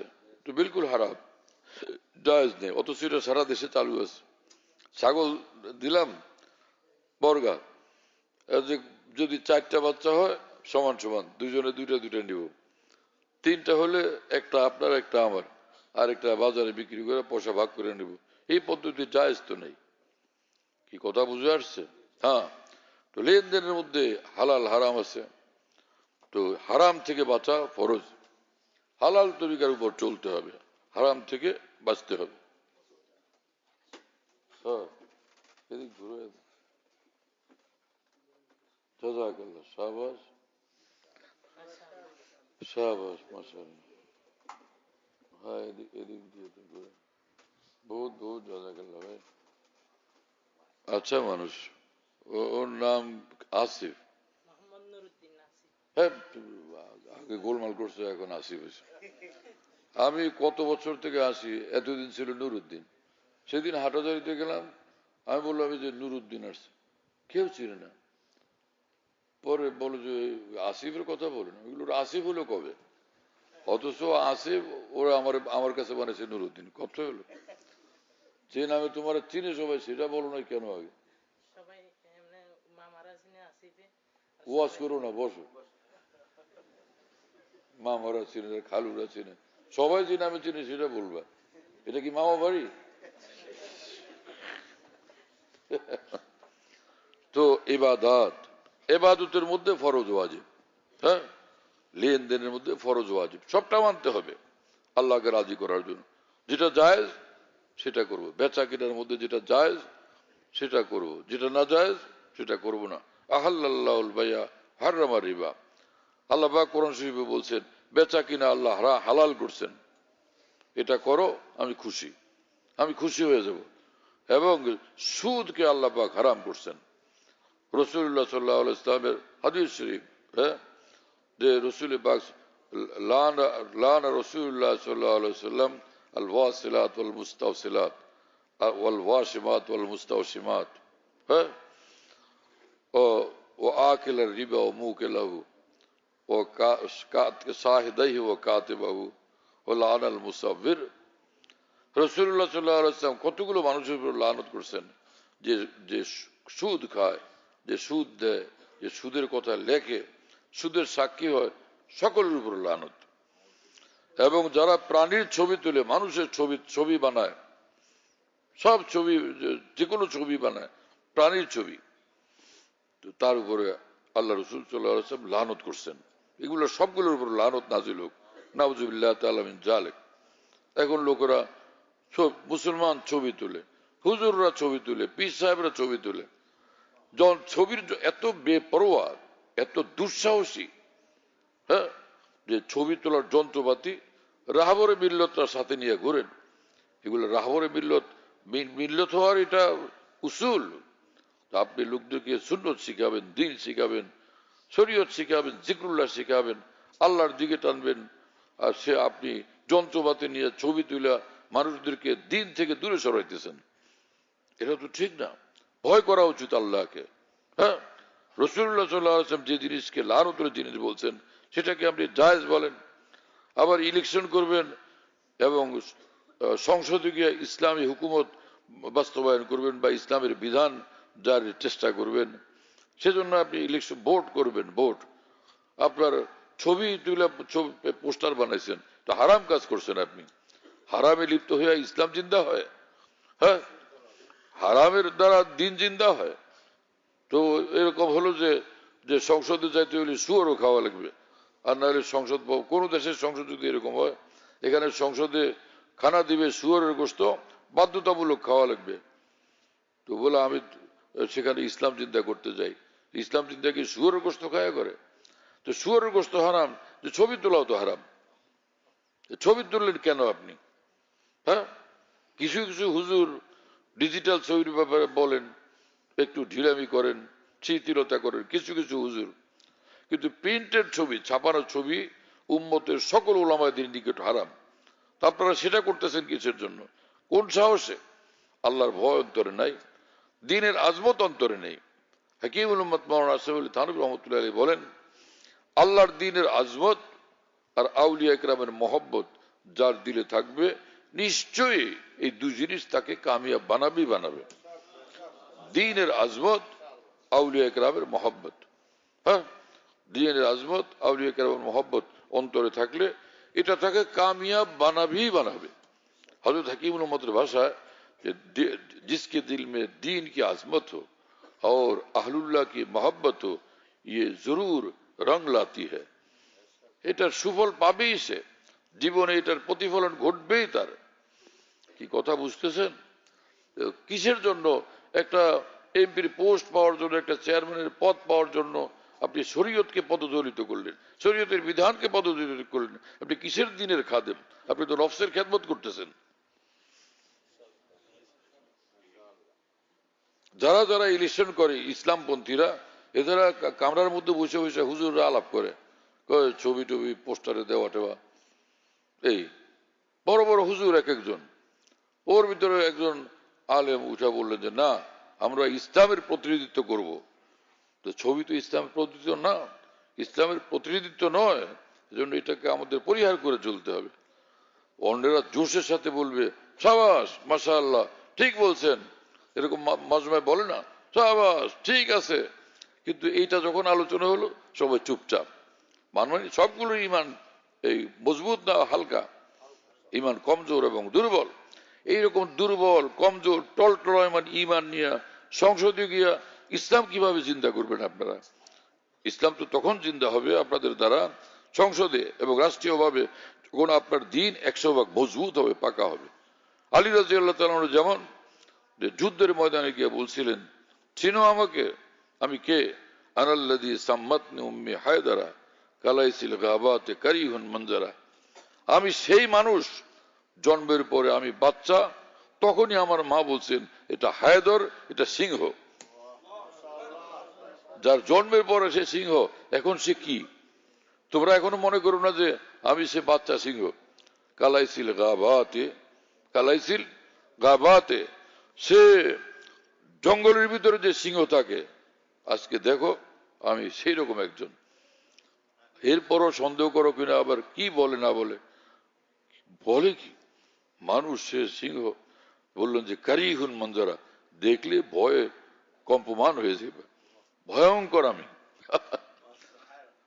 এক নজর দেখলে খবর হয়ে কারিহুন মঞ্জরা, ভয়ঙ্কর, আমার ভয়ঙ্কর দৃশ্য আমাকে দেখবা তুমি, ভয়ঙ্কর সিংহ আমি। সামনে আসো, আমার এক থাবায় টের পাইয়া যাবা যে কোন হায়দরের পালায় পড়ছে, কোন সিংহের পালায় পড়ছে, টের পাইয়া যাবা। তো সেখানে হযরত আলী রাদিয়াল্লাহুর মধ্যে না ঈমানের কমতি ছিল, না আমলের কমতি ছিল, না তাকওয়ার কমতি ছিল, হ্যাঁ, না ইত্তেবায়ে সুন্নত ইত্তেবায়ে শরীয়তের কোনো ঘাটতি ছিল। সেই এই যে তার যে হুঙ্কার, এটা ছিল ঈমানের শক্তি, এটা ছিল আল্লাহর মহব্বতের শক্তি, এটা আল্লাহ খাসিয়তে ইলাহিয়ার শক্তি, এটা তাকওয়ার শক্তি, এটা তাআল্লুক মা আল্লাহর শক্তি, আল্লাহর সঙ্গে গভীর বন্ধনের শক্তি, গভীর মহব্বতের এবং বন্ধুত্বের সম্পর্কের শক্তি। এটা সেই জিনিসের দাপট এভাবে প্রকাশ পাইতেছে। মাওলানা জালালউদ্দিন রুমি রহমতুল্লাহ ভাষায় গর্বে বিনি কার্রো ফার্রে করবেরা জিফা বিনি বাদা যাই সরবেরা। আল্লাহর ওলি, আল্লাহর মকবুল বান্দাদের ঈমানি দাপট এবং তাদের করবে এলাহি এবং আল্লাহ পাকের নৈকট্যের তাজাল্লির দাপট যদি তুমি দেখবা, তাহলে এই দুনিয়া তোমার কাছে মুর্দা লাশ মনে হবে। সেই ঈমানি দাপট, হ্যাঁ, বেলায়েতে খাসার দাপট, করবে এলাহির দাপট ছিল সেটা, সেই গলার জোর সেটা। হ্যাঁ, এক একজনে এক এক রকম বক্তৃতা করে, কোরআন জানে না, হাদিস জানে না, পড়ে নাই ভালো মতো, কোন রকম এই সাজের কিটার না বিটার না গাইড বইটি কোন রকম পাশ করে এসে গেছে। এইরকম লোকেরা ইসলাম চিন্তা করতে গিয়ে এমন সব কথা বলে যে যে নামাজের চেয়ে এই নামাজের চেয়ে কোন হুজুরকে ভোট দেওয়া বা সম্মেলনে যোগ দেওয়া, রাজনৈতিক ইসলামী রাজনৈতিক সম্মেলনে যোগ দেওয়া, অথবা আমির নির্বাচন করা, রাষ্ট্রপ্রধান রাষ্ট্রপতি নির্বাচন করা, রাষ্ট্র পরিচালক নির্বাচন করা, সেটা নামাজের চেয়ে দামি, রোজার চেয়ে দামি, হজ্জের চেয়ে দামি, জাকাতের চেয়ে দামি। তার মানে আল্লাহর সব ইবাদতের চেয়ে দামি। মৌলবী তুমি যে এরকম কথা বলো, এই কথার পক্ষে তোমার দলিল কি? কোন আয়াত দলিল, কোন হাদিস শরীফ দলিল, ফিকহের কোন কিতাবের মধ্যে এই কথা আছে? ইসলামের বিশাল যে ইলমের ভান্ডার কিতাবাদি, কোন কিতাবের মধ্যে এই কথা লিখছো? যদি না থাকে, যদি থাকে তো তুমি দলিল পেশ করো, যদি না থাকে তো মূর্খের মতো এরকম কথা তুমি কেন বলো, অথচ তুমি ইসলামের প্রতিনিধিত্ব করতে চাও? কোরআন সুন্নাহর ইলম থেকে এত বেখবর, আবার ইসলামের প্রতিনিধিত্ব করবা। জাহেলের কাজ সংসদ থেকে ইসলামের প্রতিনিধিত্ব করা, পাক্কা জাহেল একদম। হ্যাঁ, বহুত কোর্স পাকা জাহেল সংসদে যাবে ইসলাম চিন্তা করার জন্য। তোমার নিজেরই তো ইসলামের কোনো খোঁজ খবর নাই, ইসলাম সম্পর্কে তুমি বিলকুল বেখবর। ইসলাম চিন্তা কিভাবে করবা? যে মূর্খ সে কি রোগীর অপারেশন করতে পারবে? ডাক্তার হয়নি, সে ঔষধপত্র লিখতে পারবে? প্রেসক্রিপশন লিখতে পারবে? তাহলে ইসলাম সম্পর্কে তোমার এলিমই নাই, তো সংসদে গিয়ে ইসলামের প্রতিনিধিত্ব তুমি করবে কিভাবে? তোমার তো সে এলেম কালাম কিচ্ছু নাই। বই পুস্তক কতগুলি পড়ছো, কতগুলি লিটারেচার পড়ছো, এগুলো ইসলামের এলেম যে যেটা দিয়ে তুমি ইসলামের প্রতিনিধিত্ব করা সম্ভব হবে? কি মানুষ এরা! আল্লাহর ভয় নাই, দ্বীনের এলেম নাই, কোনো বুঝ নাই, কোনো জ্ঞান নাই, খালি হইছে দল কর্মী হওয়া, বড় বড় বড় সদস্য হওয়া, বড় নেতা হওয়া, ভোট পাওয়া, সংসদে যাওয়া, হয়ে গেল। আরে ভাই, কি তরিকা এগুলো? তুমি নিজে মানুষ হও, সাচ্চা মুসলিম হও, আল্লাহর সঙ্গে গভীর সম্পর্ক পয়দা করো, তুমি কামিয়াব, তোমার অনুসরণ যারা করবে তারাও কামিয়াব। আর তুমি যেভাবে জাহেলের মতো কাজ করতেছো, কথা বলতেছো, তুমি ধ্বংস বরবাদ হবে।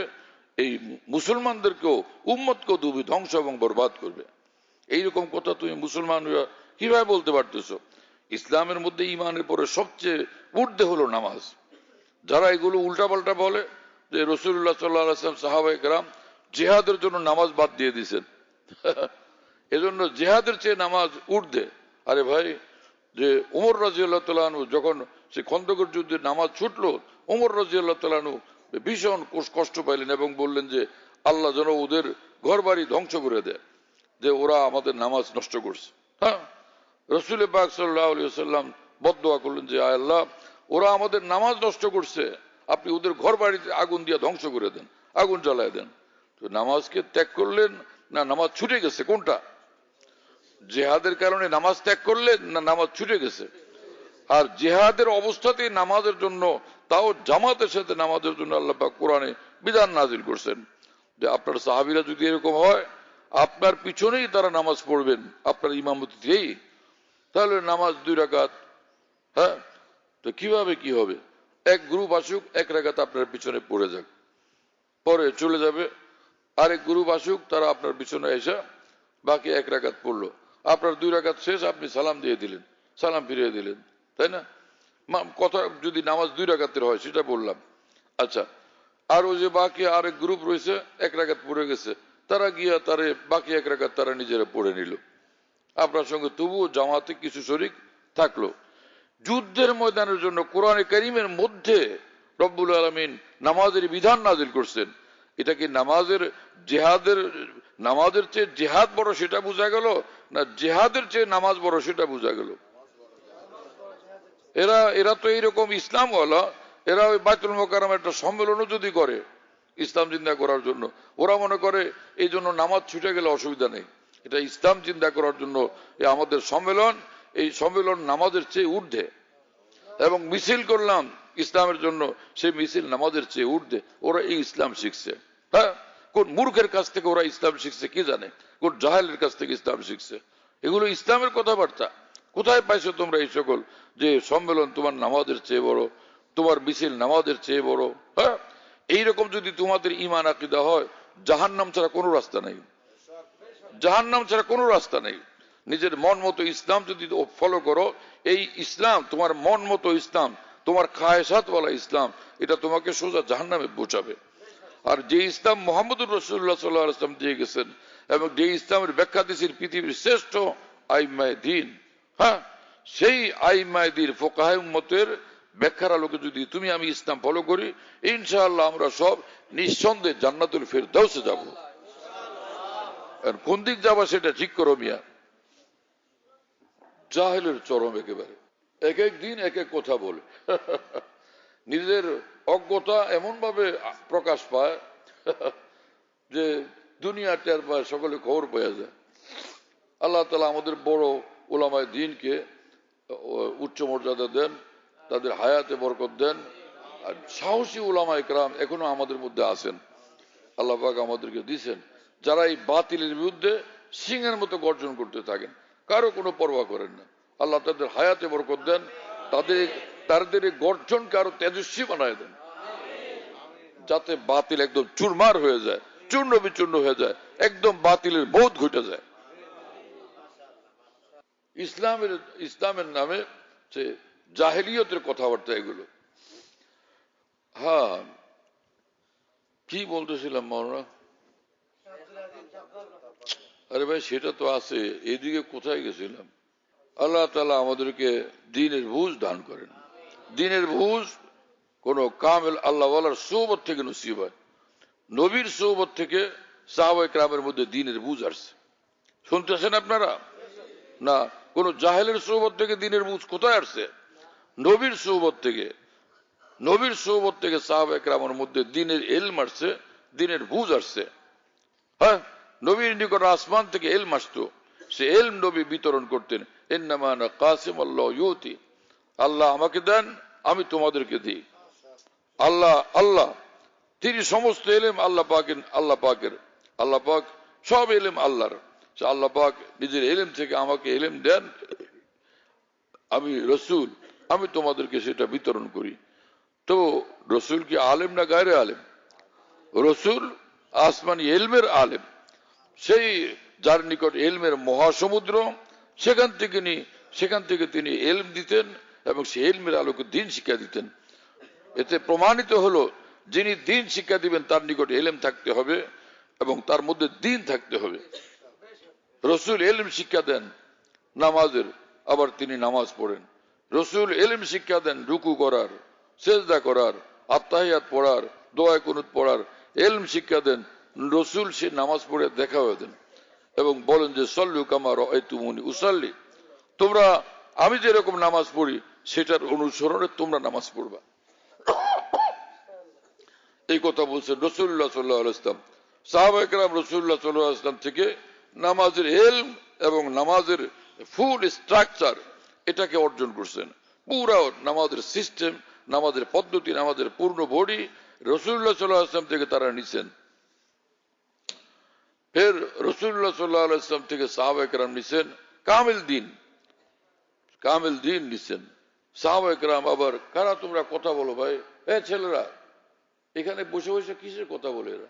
এই তোমরা উঠো ওখান থেকে ভাই, যাও ওখান থেকে চলে যাও, দিনের মজলিসে কথা বলতেছো, যাও তো ভাই মাওলানা আবু নাসের উঠাও ওদেরকে, ওই এই এটার পাশে যে বসে রয়েছে 3-4 জন, তোমরা উঠে যাও এখান থেকে, যাও।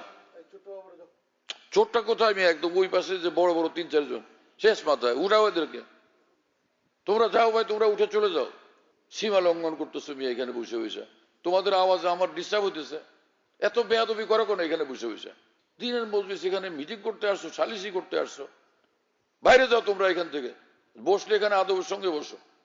আফসোসের কথা, এখানে বসে এত সীমা লঙ্ঘন করো মিয়া।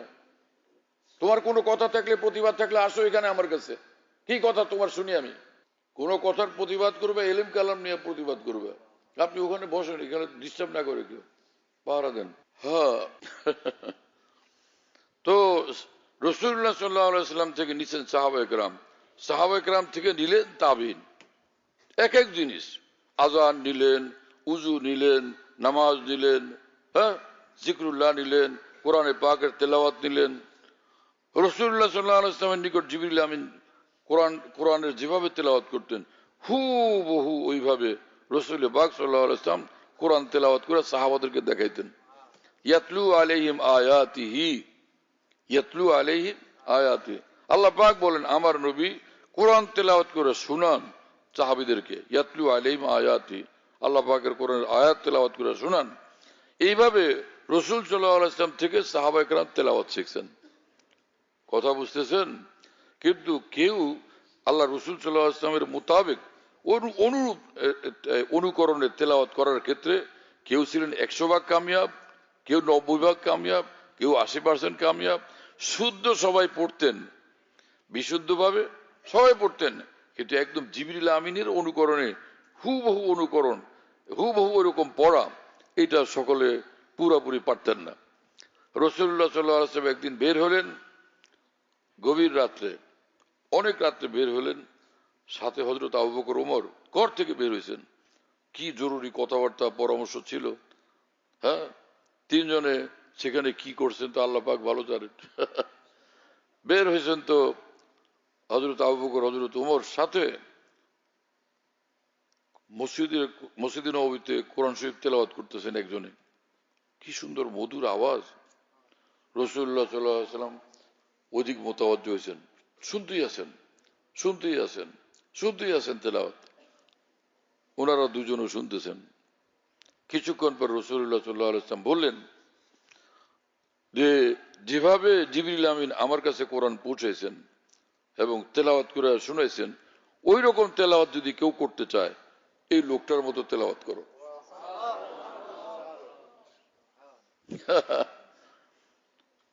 তো তিনি ছিলেন হযরত আব্দুল্লাহ ইবনে মাসউদ রাদিয়াল্লাহু আনহু। কত বড় তারই প্রশংসা, মর্যাদার কথা। হযরত ওমর রাদিয়াল্লাহু আনহু বলেন, আমি ভাবলাম যে রাত হয়ে গেছে, ভোরে ভোরে সবার আগে গিয়ে আমি আব্দুল্লাহ ইবনে মাসউদকে এই সংবাদটা পৌঁছাবো। এত বড় একটা ফজিলত, এটা অর্জনের জন্য আমি যাবো। এই লোকটার লগে পারি না, হযরত আবু বকরের লগে সব জায়গায় এই লোকটা আগে থাকে, কোন কাজে আমি পারলাম না তার লগে প্রতিযোগিতা করে, এই কাজটা আমি তার সুযোগ দিব না, আমি আগে যাব। একদম ভোরে, অতি ভোরে আগে আগে দিচ্ছেন দৌড় হযরত ওমর, যাইতেছেন সে আব্দুল্লাহ ইবনে মাসউদ রাদিয়াল্লাহু আনহুর বাসার দিকে। উনি কাছাকাছি গিয়ে দেখলেন যে হযরত আবু বকর খবর দিয়ে আসতেছেন।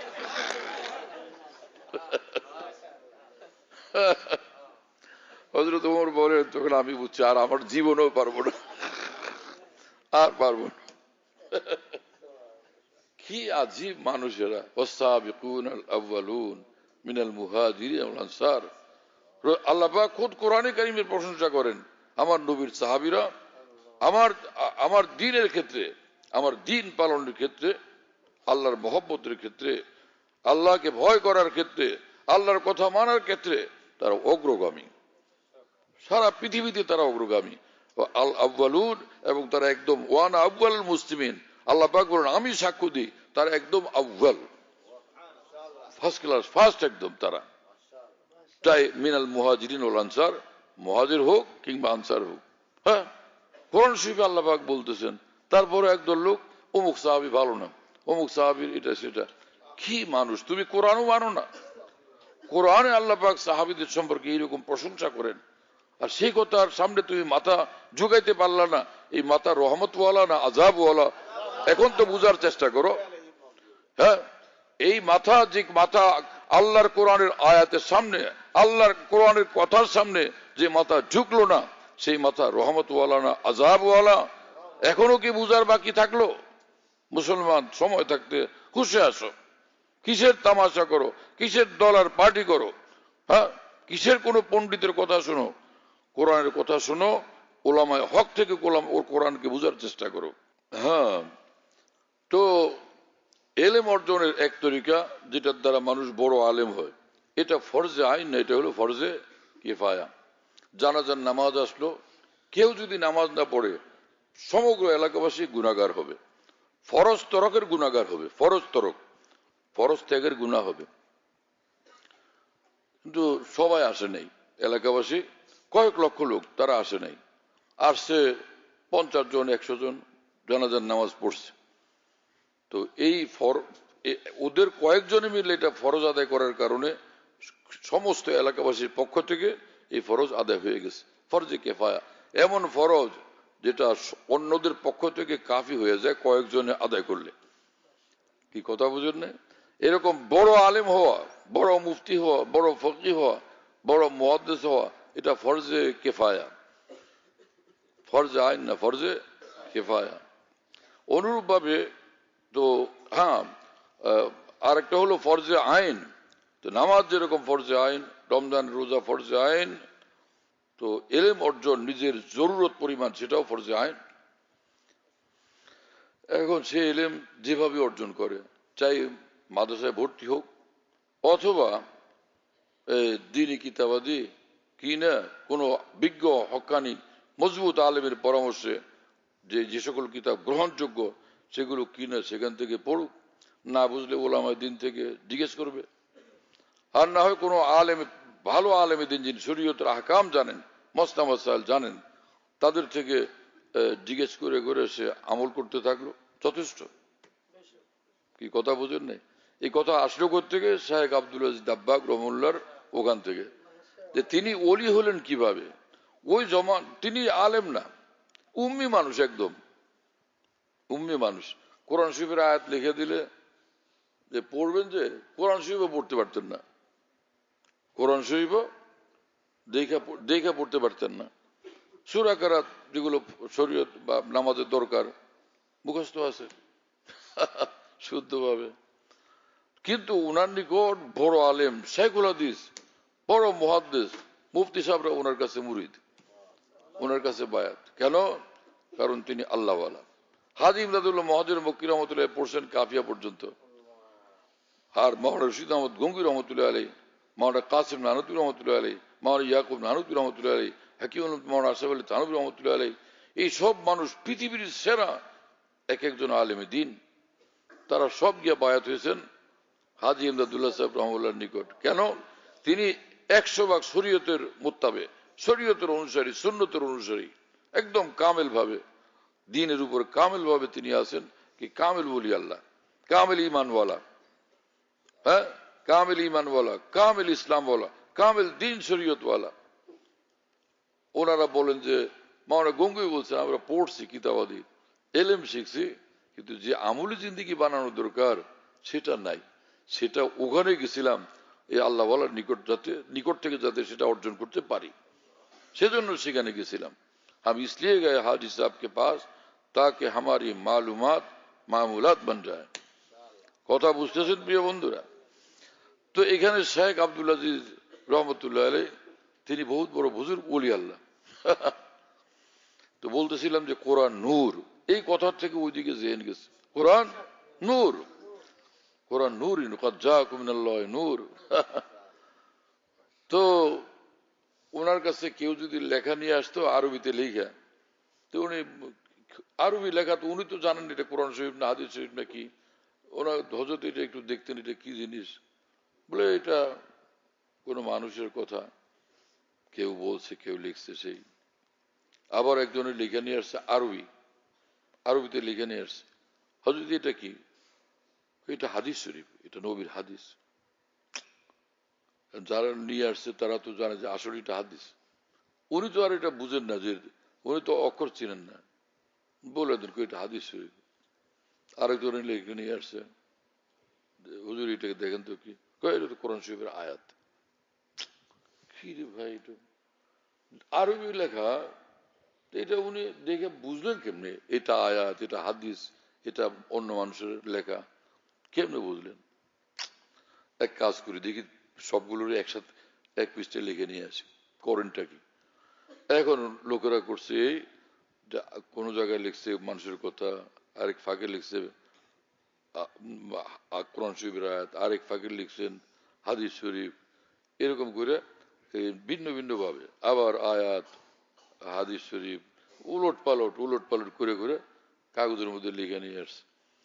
হযরত এটা একটু দেখেন, এটা কি জিনিস। বললেন যে এই লাইনটা এটা কোরআন শরীফের আয়াত, এটা মানুষের কথা, এটা হাদিস শরীফ, এটা মানুষের কথা, এটা হাদিস শরীফ, এটা কোরআন শরীফের আয়াত, সবগুলো টাস টাস করে পরিষ্কার বলে দিলেন। একদম উম্মি মানুষ, কিছু জানেন না। তো ওলামায়ে কেরাম বললেন, হযরত আপনি কেমনে বলেন, এটা যা বলেন একদম ঠিক আছে, আপনি তো হযরত জানেন, পড়তে জানেন না। তা আপনি বললেন কিভাবে? বলে যেটা যেটা হাদিস শরীফ, ওটার মধ্যে আমি নূর দেখি, হ্যাঁ সেটার মধ্যে আমি নূর দেখি। আর যেটা কোরআনে পাকের আয়াত, সেটার ভিতরে আরো বেশি আজিমুসান নূর দেখি। এখানেও নূর, সেখানেও নূর, কোরআনের নূর আরো আজিমুসান। আর যেটা মানুষের কথা, সেটার মধ্যে আমি কোনো নূর দেখি না। এই নূর সেখানে নাই, এই নূর সেখানে নাই, নূর নাই সেখানে, খালি। তখন আমি বুঝি এটা এমনি মানুষের কথা হতে হবে। ওলামায়ে কেরাম হয়রান, কি কথা বুঝতেছেন প্রিয় বন্ধুরা? হ্যাঁ, সুবহানাল্লাহ ওয়া বিহামদি। এজন্য এক বুজুর্গ বলছেন, টিস মাওলানা রুমি রহমতুল্লাহ আলাইহি বলেন, টিস কোরআন কালামে হক শনাস রুনুমায়ে রব্বে নাস আমদ বানাস। হে মানুষ, জানো কোরআন কি জিনিস? হ্যাঁ, টিস কোরআন কালামে হক শনাস, রব্বুল আলামিনের কালাম। রুনুমায়ে রব্বে নাস আমদ বানাস। আয়নার মধ্যে যেরকম চেহারা দেখা যায়, এটা হলো মানুষের নিকট আল্লাহকে দেখার আয়না। মানুষের নিকট আসছে আল্লাহকে দেখার আয়না। এই কোরআনের মধ্যে আল্লাহকে দেখা যায়। কি কথা! সুবহানাল্লাহ ওয়া বিহামদি। হ্যাঁ, ইন্নাল আবরার লাফি নাঈম। ভালো হলে তারা সব জান্নাতে যাবে। ভালো মানুষ কি মানুষ? আল্লাযীনা লা ইউযুনা যাররা ওয়া লা ইয়ারদাউনা সাররা। ভালো মানুষ তারা যারা পিঁপড়াকেও কষ্ট দেয় না। তার মানে তো মানুষকে কষ্ট দিবে, হুজুরদেরকে কষ্ট দিবে, আলেমদেরকে কষ্ট দিবে, আউলিয়াদেরকে কষ্ট দিবে, সে সাহাবাদেরকে কষ্ট দিবে, নবী রাসূলদেরকে কষ্ট দিবে? বলো ভাই, সে দেশের মানুষকে কষ্ট দিবে? কষ্ট দেওয়া যাবে না কাউকে, কারো উপর জুলুম করা যাবে না, কারো হক নষ্ট করা যাবে না। হ্যাঁ, এই জিনিস। আল মুসলিম মান সালিম আল মুসলিমুন মিন লিসানি ওয়া ইয়াদি। সেই মুসলমান মুসলমান, জান্নাতি মুসলমান, যে মুসলমানের হাত এবং জবানের অত্যাচার থেকে অন্যান্য মুসলমান একদম নিরাপদ হয়ে গেছে। কাউকে সে পেরেশান করে না, কারো উপর জুলুম করে না, নিজের জবানের দ্বারা, হাতের দ্বারা, নিজের শক্তির দ্বারা, ক্ষমতার দ্বারা। হ্যাঁ, এই মুসলমান মরবে, সোজা জান্নাতে যাবে। ওয়ালা তামুতুন্না ইল্লা ওয়া আনতুম মুসলিমুন। আল্লাহ পাক পবিত্র কোরআনে বলেন, খবরদার মরবা না একদম আমার না হইয়া, একদম মুসলমান না হইয়া, একদম বিলকুল আমার পূর্ণ ফরমাবরদার আনুগত্যশীল না হইয়া। কি কোরআনে পাকের কথা হয়! সুবহানাল্লাহ, কি আজীব আজীব এক এক ভারী ভারী কথা রব্বুল আলামিনের কোরআনের মধ্যে। আরেক এই হাদিসের আরেক তরিকে, আল মুসলিম মান সালিমান নাস মিন লিসানি ওয়া ইয়াদি। মুসলমান সে, যে মুসলিম অমুসলিম সব মানুষ তার জুলুম অত্যাচার থেকে নিরাপদ। সে মানুষ, সে হলো মুসলমান। কথা বুঝতেছেন প্রিয় বন্ধুরা? আরেকটা কি? ওয়ালা ইয়ারদাউনা সাররা। অন্যায় কাজে, গুনাহের কাজে, পাপের কাজে সে রাজি হয় না। এই লোক আবরার। এই লোক কি? মাওলানা আবরার। এই লোক হলো হযরতে আবরার।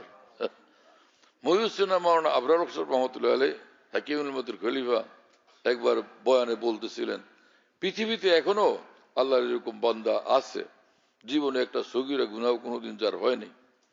আমার শেখ রহমতুল্লাহ আলাইহি মজলিসে বসা, মজলিস থেকে উঠে আমার শেখ খাস খাস ওলামা বুজুর্গানের মধ্যে বলতেছিলেন, আপনারা বুঝছেন কথাটা? বললেন যে পৃথিবীতে এখনো আছে এরকম মানুষ যার জীবনে কোনো সগীরা গুনাহ হয়নি। এই লোক উনি নিজে, এরকম তিনি এই লোক তিনি নিজে। শেখ আপনি বাত কাহে গে, নিজের কথাই নিজের বিষয়টাই জেনারেলি আলোচনার মধ্যে তিনি বলে গেলেন। কি কথা বুঝেন নাই? বড় মানুষ ছিলেন এই সকল মানুষ। মাওলানা আবরার হোসেন রহমতুল্লাহ আলাইহি, হযরত মাওলানা এনামুল হাসান রহমতুল্লাহ আলাইহি, কি নূর তাদের চেহারাতে। সীমাহুম ফি ওয়ুজুহিহিম মিন আসারি সুজুদ, তাদের চেহারা আল্লাহ পাক কোরআনে বলেন নবীর সাহাবীদের সম্পর্কে, তাদের সকলের চেহারার মধ্যে নূর ঝলমল করতে থাকে। আল্লাহ পাক কোরআনে কারীমের মধ্যে বলেন, কি কথা বুঝতেছেন? আর আল্লাহ বলেন আমি ওদের মধ্যে নূর দেখি, আর আপনি বলেন যে যে ওদের সাহাবীদের অমুক অমুক সাহাবীর মধ্যে এমন সব ঘটনা বলি এদেরকে আদালত উঠে শাস্তি দেওয়া দরকার। নাউজুবিল্লাহ। তো আল্লাহর কথা আর আপনার বুঝ দুইটা সব একরকম হলো নাকি সাংঘর্ষিক হলো? তো কথা কারটা ঠিক হবে তাহলে? হ্যাঁ, সিদ্ধান্ত কারটা ঠিক হবে, রায় কারটা ঠিক হবে? আল্লাহর কথা যদি ঠিক হয় তো আপনার কথা ওটার বিরুদ্ধে, তাহলে ঠিকানা সোজা জাহান্নাম। কি কথা বুঝতেছেন প্রিয় বন্ধুরা? হ্যাঁ, আর কি বলছিলাম? এক হাদিস শরীফে রাসূলুল্লাহ সাল্লাল্লাহু আলাইহি ওয়াসাল্লাম বলছেন, সব গুনাহ থেকে বাঁচো, তুমি সবচেয়ে বড় আবেদ, সবচেয়ে বড় ওলি আল্লাহ। যে গুনাহ থেকে বাঁচবে সে ওলি আল্লাহ হয়ে যাবে। 1,00,000 কিতাব মুখস্থ আছে, বুখারী শরীফ, মুসলিম শরীফ, হাদিসের তামাম কিতাব একদম ঠোঁটস্থ কণ্ঠস্থ, হ্যাঁ বিলকুল মুখস্থ, কিন্তু নজর হেফাজত হয় নাই অথবা জবান হেফাজত করে নাই। একটা গুনাহে কবিরার মধ্যে লিপ্ত আছে, সে আলেম না। কুল্লু মান আসাল্লাহ ফাহুয়া জাহিল, যেই আল্লাহর নাফরমানিতে লিপ্ত সে জাহেল, সে আলেম না। তাহলে কি হলো? এই আমাদের দ্বীনি মাদ্রাসাগুলোর মধ্যে পড়ার মূল লক্ষ্য কি? কোরআন শরীফ আল্লাহ পাক বলে দিয়েছেন, ওয়ালাকিন কুনু রব্বানিয়িনা, তোমরা সব রবওয়ালা হবে, মাওলাওয়ালা হবে। বিমা কুনতুম তুআল্লিমুনাল কিতাবা, কারণ তোমরা আসমানি কিতাব পড়াও। বিমা কুনতুম তাদরুসুন, যেন কারণ তোমরা আসমানি কিতাব পড়ো। তার মানে সকলের আগে তোমাদের কর্তব্য যে তোমরা রবওয়ালা হও। রবওয়ালা হয় কি? নাফরমানির দ্বারা। তাহলে রবওয়ালা হবে নাফরমানির ত্যাগের দ্বারা, রবের কথা মানার দ্বারা, রবের এতাত করার দ্বারা।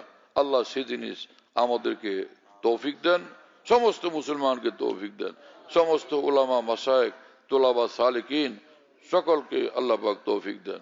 ওয়া আখিরু দাওয়ানা আলহামদুলিল্লাহি রাব্বিল আলামিন, সাল্লাল্লাহু আলা নবিয়্যিল কারীম। আমি তো ওয়াজ মাহফিল করার জন্য ঘুরে বেড়াই না ভাই।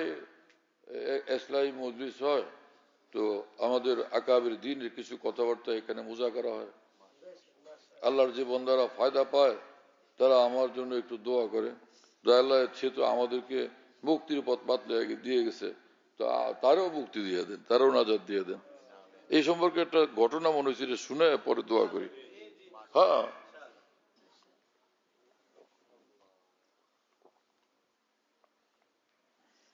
এক লোক কোনো সুবিধাজনক আয় ইনকাম করতে পারে না। পরে দেখে যে পীরেরা জায়গা জায়গায় বসে রয়েছে,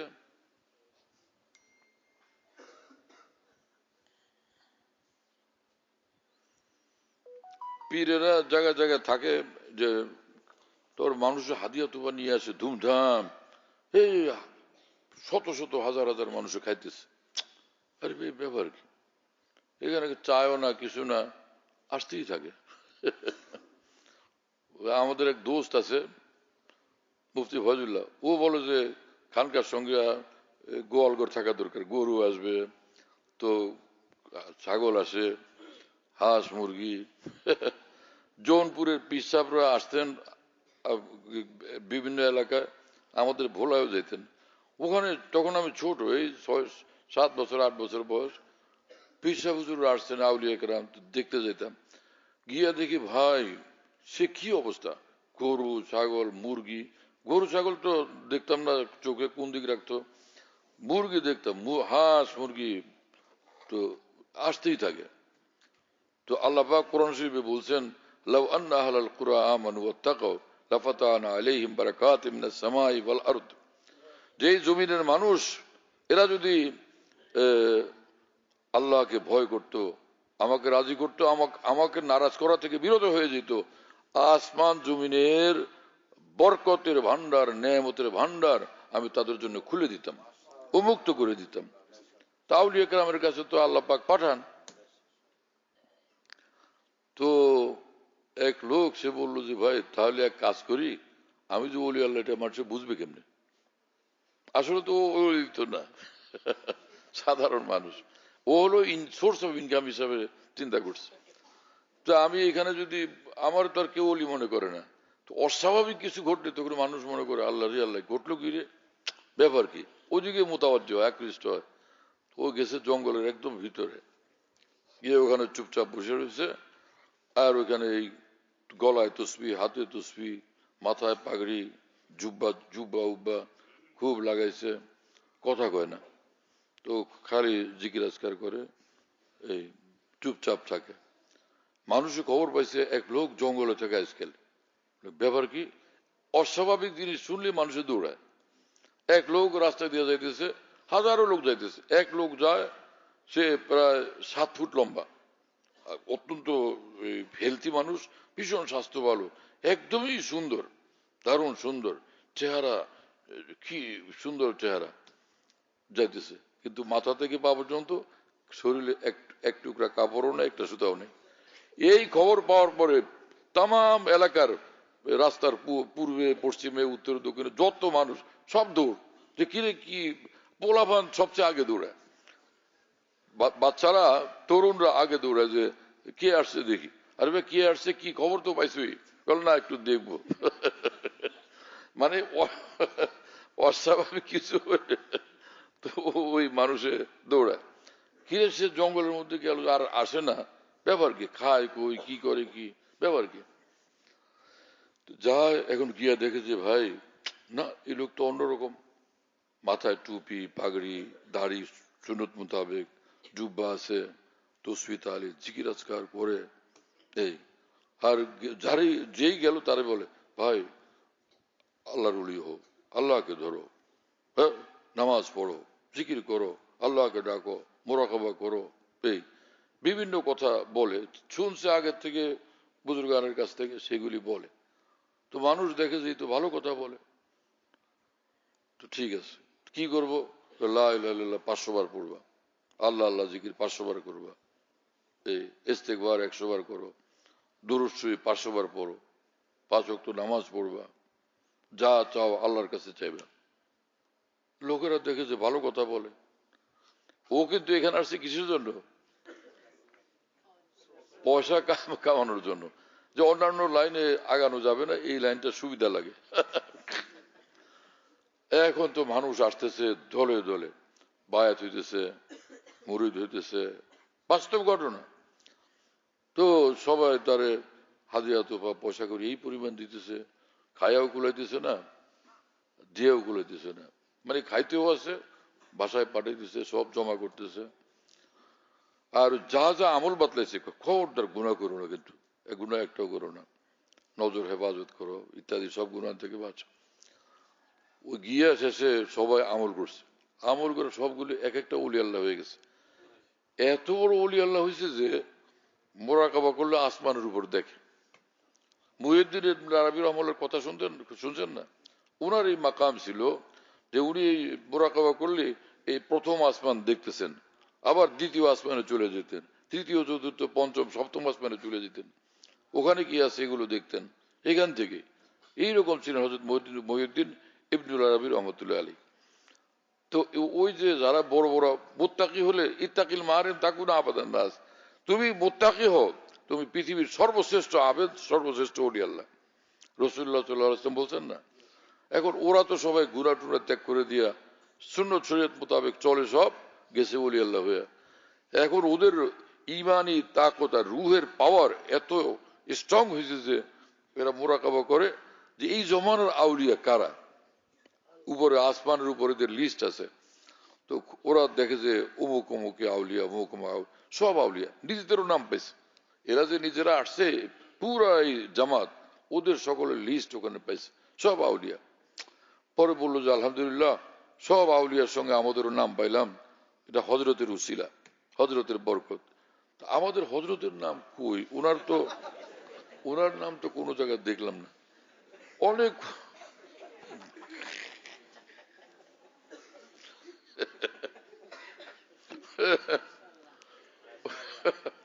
এরা সব মিলে, সব আউলিয়া মিলে এত এত খোঁজাখুঁজির পরও কোন জায়গায় তার নাম পায়নি। পরে তারা বলল যে হজরতের নাম নাই, এটা কেমন কথা? যার উসিলা আল্লাহ আমাদেরকে এত বড় দৌলত দিচ্ছেন, এত বড় মর্যাদাশীল করছেন, তার নাম পায় না। এই এক কাজ কর, সবগুলো মিলে কান্নাকাটি করো আল্লাহর কাছে, দোল ভাইন্দা কান্না, তাই আল্লাহ যার উসিলাতে আমাদেরকে আপনি এ পর্যন্ত আনছেন, তার নাম তো দেখলাম না, আল্লাহ তাকে সেই উচ্চ মকাম দেন, আমাদের থেকে উর্দে উঠান। এই ধুম কান্নাকাটি করতে করতে পরে, কান্নাকাটির পরে বলে এবার মোরাকাবা করে, মোরাকাবা করে দেখেছে ওনার নাম তাদের উর্দে চলে গেছে। কি কথা বুঝতেছেন? তা আমার শায়েখ রহমতুল্লাহ আলী বলছিলেন যে একবার আমাকে, মিয়া আব্দুল মতিন দেখো, অনেক সময় যে বহুত এরকম হয় যে মুরিদদের আল্লাহ আল্লাহ তাআলা মাফ করে দিবেন, নাজাত দিয়ে দিবেন শায়েখের উসিলাতে। আবার এরকমও হয় যে শায়েখকে আল্লাহ পাক নাজাত দিয়ে দিবেন মুরিদের উসিলাতে। আমার শায়েখ নিজে এই কথা আমাকে বলছিলেন। এটা বলছিলেন যে আমার উস্তাদ, এশিয়ার শ্রেষ্ঠ মুহাদ্দিস হযরত মাওলানা হেদায়েতুল্লাহ সাহেব রহমতুল্লাহ আলাইহি যেদিন বায়াত হলেন আমার শায়েখের হাতে ঢাকাতে রালকানগরে, সেদিন আমি হযরতের সঙ্গে কিছুক্ষণ পর দেখা করতে গেলে একলা কামরা, হযরতের সাথে শুধু আমি, তখন বলছিলেন যে মিয়া আব্দুল মতিন এই কথা বললেন যে কখনো যে মুরিদকে আল্লাহ পাক নাজাত দেন শায়েখের উসিলায়, কখনো শায়েখকে নাজাত দেন মুরিদের উসিলায়। মাওলানা হেদায়েতুল্লাহ সাহেব আমার হাতে বায়াত হয়েছেন, আমার অন্তর বলে, আমার অন্তর থেকে আওয়াজ আসতেছে যে কাল কিয়ামতে আল্লাহ পাক এই ওলির উসিলাতে আমাকে মাফ করে দিবেন, আমাকে নাজাত দিয়ে দিবেন। কি মামলা ভাই, সুবহানাল্লাহ। ওয়া আখিরু দাওয়ানা আলহামদুলিল্লাহি রাব্বিল আলামিন, সাল্লাল্লাহু আলাইহি নবিয়্যিল কারীম। আজীব আজীব ঘটনা বলি।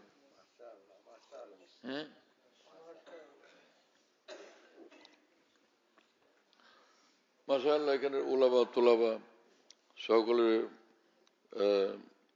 খেয়াল করে শুনছে, কিন্তু দুই তিনজনে গোলমাল করেছে।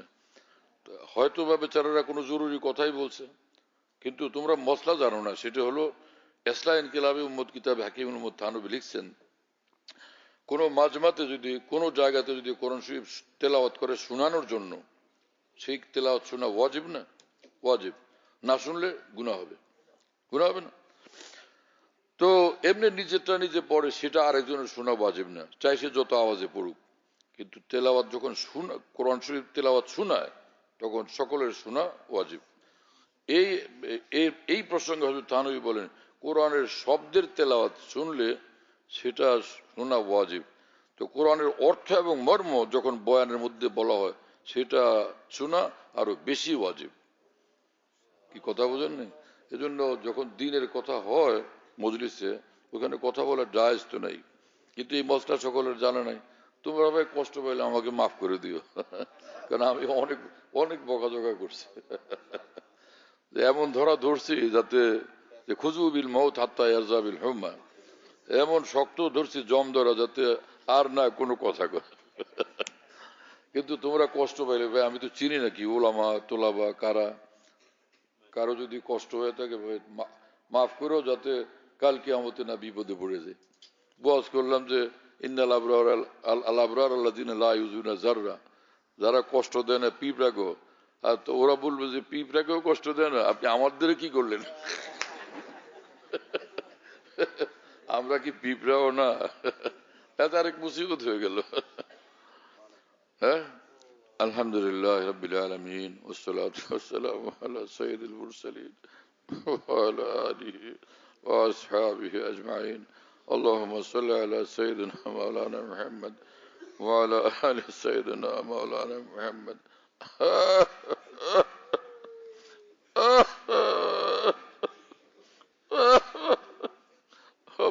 وسلم اللهم صل على سيدنا محمد صلاة تنجينا بها من جميع الأهوال والآفات وتغفر لنا بها جميع الحاجات وتطهرنا بها من جميع السيئات وترفعنا بها عندك على الدرجات وتبلغنا بها أقصى الغايات من جميع الخيرات في الحياة وبعد الممات إنك على كل شيء قدير اللهم إنا نسألك حبك وحب من يحبك والعمل الذي يبلغنا حبك اللهم اجعلنا هداة مهتدين غير ضالين ولا مضلين اللهم ربنا أعنا بالعلم وزينا بالحلم وأكرمنا بالتقوى وجملنا بالعافية اللهم فقنا في الدين حببنا إلى الناس اللهم ربنا آتنا في الدنيا حسنة وفي الآخرة حسنة وقنا عذاب النار আয় আল্লাহ আমাদের সকলকে মাফ করেন আয় আল্লাহ সমস্ত মুসলমানকে মাফ করেন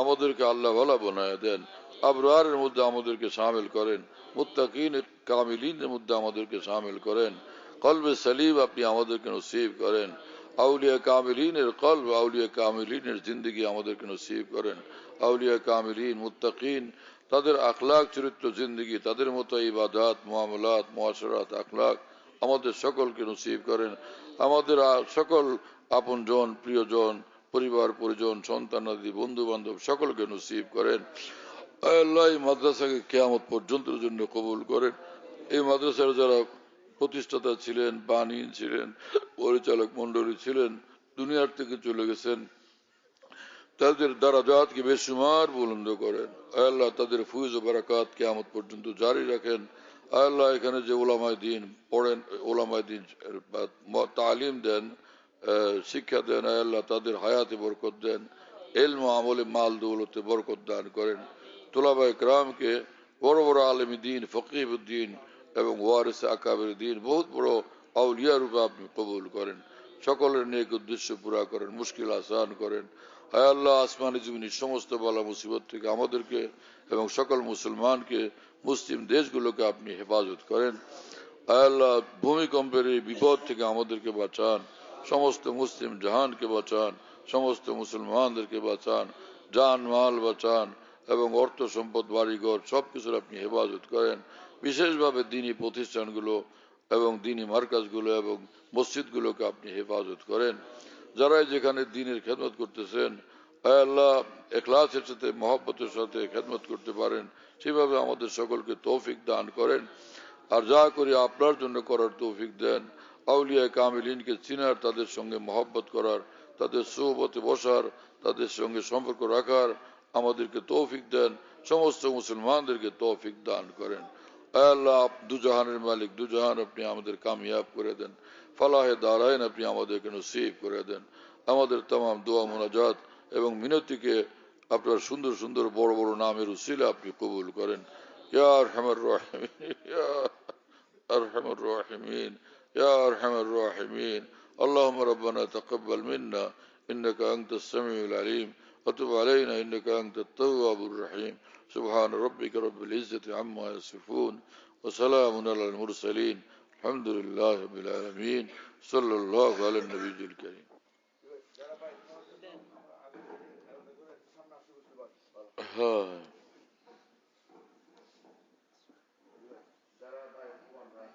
হ্যাঁ আরে পরিষ্কার ভাষায় বলেন এত আস্তে আস্তে বললে কে শুনবে আপনি তো সেই লোকদের মতো করেন যে একদম খানার যারা আসছেন মেহমানদের ব্যবস্থা আছে থাকেন ওইদিকে মাঝমার লোকজন অধিকাংশ শুনে না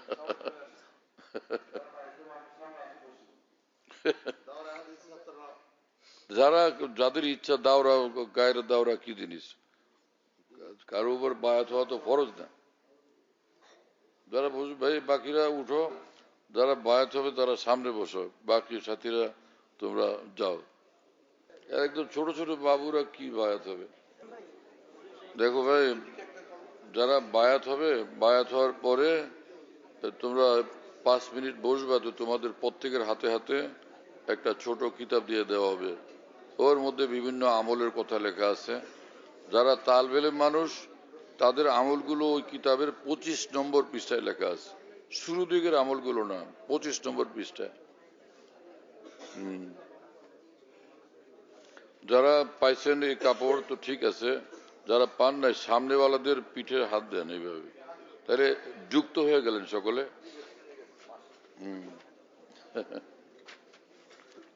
আলহামদুলিল্লাহ আলহামদুলিল্লাহ নাহমাদুহু ওয়া নাস্তাঈনুহু ওয়া নাস্তাগফিরুহু ওয়া নু'মিনু বিহি ওয়া নাতাওয়াক্কালু আলাইহি ওয়া নাউযু বিল্লাহি মিন শুরুরি আনফুসিনা ওয়া মিন সাইয়্যাতি আ'মালিনা من يهده الله فلا مضل له ومن يضلل فلا هادي له ونشهد أن لا إله إلا الله وحده لا شريك له ونشهد أن سيدنا ونبينا ومولانا محمدا عبده ورسوله صلى الله تعالى عليه وعلى آله وأصحابه وبارك وسلم تسليما كثيرا أما بعد فأعوذ بالله من الشيطان الرجيم بسم الله الرحمن الرحيم